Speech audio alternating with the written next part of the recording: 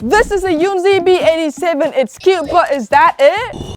The B87 is from Yunzii, a keyboard brand, duh. Oh, and they also sent me this keyboard, but don't worry, I got you. The color I have today is the newest colorway. For both version, colorway, whatever you want to call it, they both have 2 switch options. Here are the specs for both of them and a little bit of a sound test. Yeah, that's all you get because I'm not gonna spoil it. Okay, well, here's the unboxing.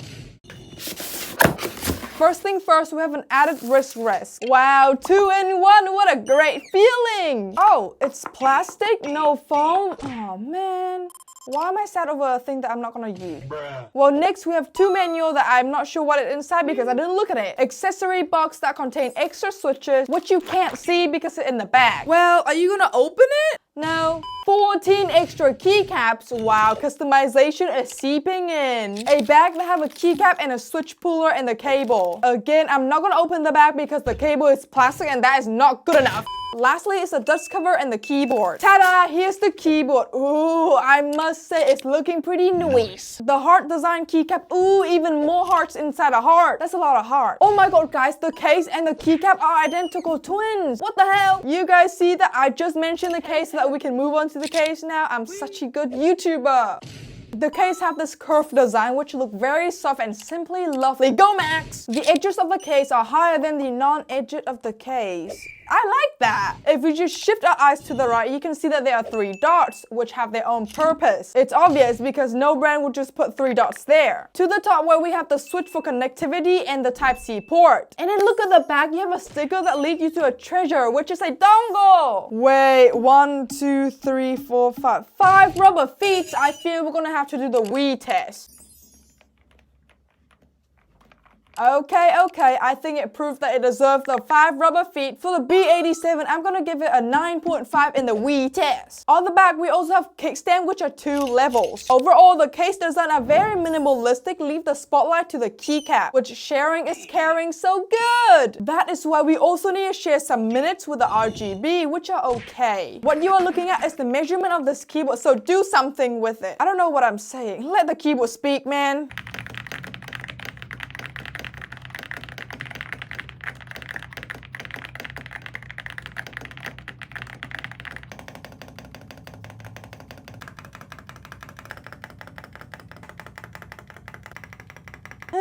That's not what I'm expecting, but hey, sometimes the best thing in life is the unexpected.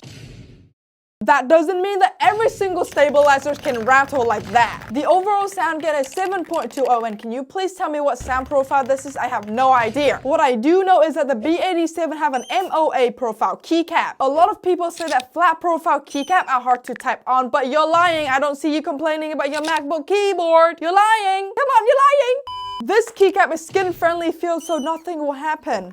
It's tested. Anyway, here is the switch I have today, the Coca Cream V2, which are pre-looped. The switches don't show any scratches or ping, but I can hear some sort of ticking, which might be the leaf. And lastly, before I open the keyboard, we have the plate stabilizer, which are horrible, but aren't wobbly. Now, opening this keyboard isn't hard or easy, but since it's a plastic keyboard, there's gonna be chip mark. And if you're a beginner, I wouldn't recommend you to open it because you might break the flipping board in half if you're the hook, or break the clips. Inside, we have PC plate with flex cut, silicone gasket, yes, gasket mount, plate foam, RXPE foam PCB, which are north facing and have flex cut. You know, despite having a lot of flex cut, this keyboard is still stiff. And I know a lot of y'all want a stable typing experience, so this is good for you. The PCB also support VA and QMK, however, it doesn't support screw stabilizers. Wait, we also have the sticky layers to help the PCB and the PCB foam stick together. Speaking of PCB foam, why is it sticking out like that? It's giving attention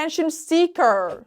Silicone in the bottom case, which have a battery that lasts you a long time. Now that we complete the review, it's time for molding. First is the stabilizers, which I will only be adding more loop because apparently the stock one wasn't doing its job. And I'm not gonna lie, the Coca Cream V2 isn't my vibe, so I'm gonna substitute it with the Budget King Gatron Milky Yellows. Wow. Yeah, that's it. See you in blank second.